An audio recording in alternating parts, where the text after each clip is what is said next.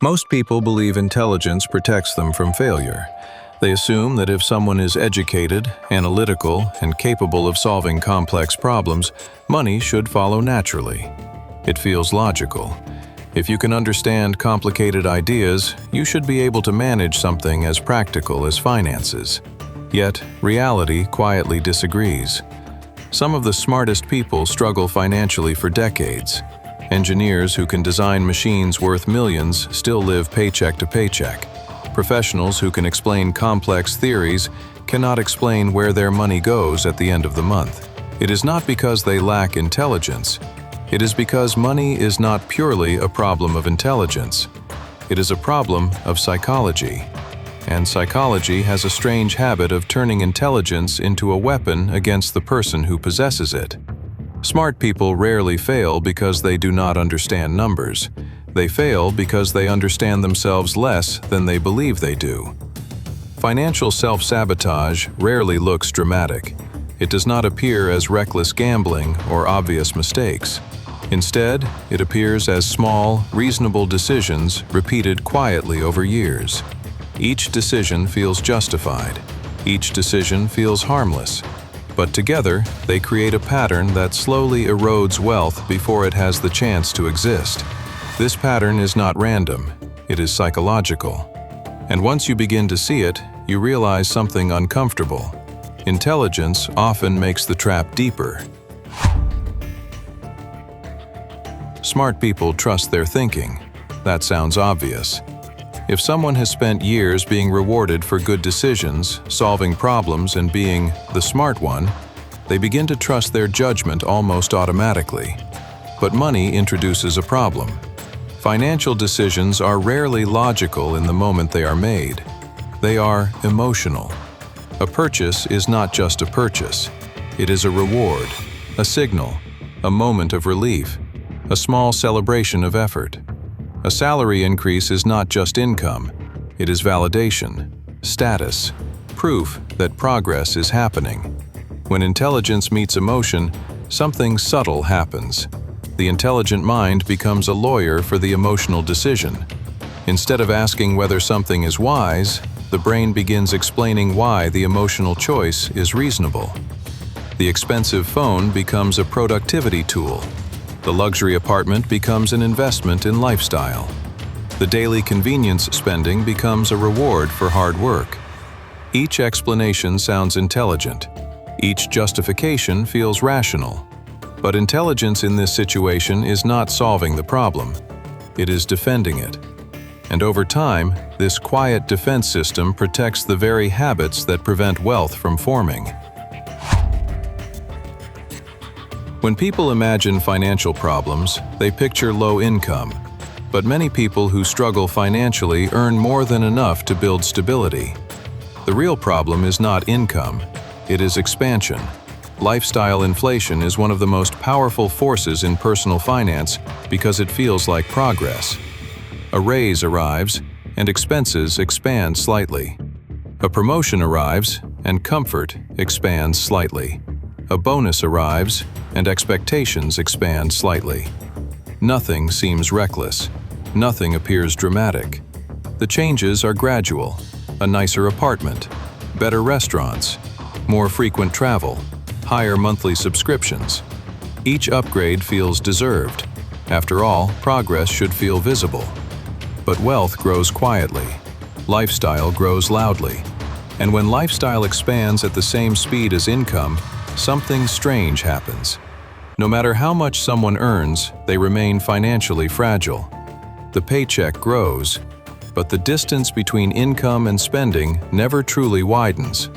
The result is a strange illusion. From the outside, life looks successful. From the inside, stability never fully arrives. And the person begins to believe something is wrong with the system, when in reality, the system is working exactly as designed. Lifestyle inflation is simply faster than wealth accumulation. Modern spending habits are not accidents, they are engineered. Every notification, every limited time offer, every one-click purchase is designed to trigger a small neurological reward. Dopamine is the chemical responsible for anticipation and excitement. It pushes the brain toward novelty, toward reward, toward action. And spending provides a very reliable reward signal. The purchase itself may not change life dramatically, but the moment before the purchase feels powerful. The anticipation, the expectation, the small surge of excitement. In a world filled with stress, deadlines, and routine, that feeling becomes addictive. And addiction does not require dramatic behavior. It only requires repetition, a new gadget, a quick online purchase, a spontaneous upgrade. Each decision feels small, but the brain begins associating spending with relief. Over time, financial discipline begins to feel emotionally uncomfortable. Saving feels like deprivation. Investing feels slow. Waiting feels boring. And boredom is the enemy of the dopamine-driven brain. So people spend not because they need something. They spend because it briefly changes how they feel. And feelings are powerful enough to override intelligence every time. Money is rarely just about survival. It is also about identity. People signal status through homes, cars, clothing, and experiences. They communicate success through visible symbols. This is not entirely irrational. Humans evolved in social hierarchies where reputation influenced survival. Being perceived as successful often meant access to better opportunities. But modern life amplifies this instinct in strange ways. Now, the audience is not just a small community, it is the internet. Social media quietly transforms spending into performance. Vacations become content. Restaurants become images. Purchases become signals. And the pressure to appear successful slowly replaces the desire to become stable. Ego spending rarely feels irresponsible in the moment. It feels justified. After all, everyone else appears to be living the same way. But appearances are deceptive. Most visible wealth is not wealth at all. It is financed comfort. And the difference between financed comfort and real wealth is simple. One looks impressive. The other quietly creates freedom. Another subtle problem appears when intelligence meets uncertainty. Smart people often believe they can predict outcomes more accurately than others. This is called overconfidence bias. It appears in investing frequently. Someone reads extensively about markets, understands economic principles, and begins to feel capable of identifying opportunities others miss. At first, small wins reinforce this belief. A good trade, a successful investment, a fortunate decision. But markets are complex systems influenced by millions of participants. Short-term success is not always skill. Sometimes it is luck. Yet intelligence struggles to accept randomness. The brain prefers narratives. It prefers explanations. So when luck occurs, intelligence quietly claims credit. And once that credit is claimed, risk begins to grow. Larger positions, bolder predictions, more frequent decisions. Eventually, reality interrupts the narrative, and the losses arrive suddenly. Not because the person lacked intelligence, but because intelligence convinced them they were immune to uncertainty. Financial discipline is not difficult mathematically. Spend less than you earn. Invest consistently. Allow time to compound. The formula is simple. The emotional experience is not. Discipline requires patience in a culture that celebrates speed.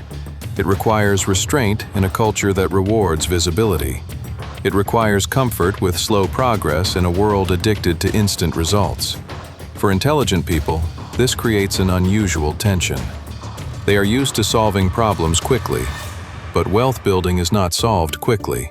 It unfolds slowly. Years pass where progress feels invisible, and during those years, comparison becomes dangerous. Friends appear successful. Colleagues upgrade lifestyles. Online stories celebrate rapid success. Patience begins to feel like stagnation. And when patience feels like failure, people sabotage the very strategy that would have worked. Not intentionally, but emotionally. Financial self-sabotage rarely announces itself. It hides behind intelligence. It disguises itself as reasonable decisions. It spreads slowly through habits that feel normal. But patterns reveal themselves over time. If income rises and savings do not, something psychological is happening. If spending rises every time stress appears, something emotional is happening. If investments are made impulsively instead of strategically, something cognitive is happening. The problem is rarely a lack of knowledge. It is a lack of awareness. And awareness is uncomfortable because it forces people to confront a difficult idea. The enemy may not be external. It may be internal. Smart people are rarely destroyed by ignorance. They are destroyed by confidence in flawed habits. The same intelligence that allows them to succeed professionally can quietly justify behaviors that prevent financial stability. They explain, they rationalize, they defend. And slowly, those explanations become a lifestyle. Wealth does not disappear dramatically. It disappears quietly, one justification at a time. The people who build lasting wealth are not always the smartest in the room. They are often the most aware. They notice their own impulses. They question their motivations. They observe their habits with a level of honesty that feels uncomfortable, because self-awareness creates something intelligence alone cannot: control. And control changes everything. When you understand the psychological forces influencing your decisions, money stops being a mysterious struggle. It becomes a system that rewards patience, rewards discipline, rewards awareness. Not loudly, not immediately, but consistently, over time, quietly, and permanently.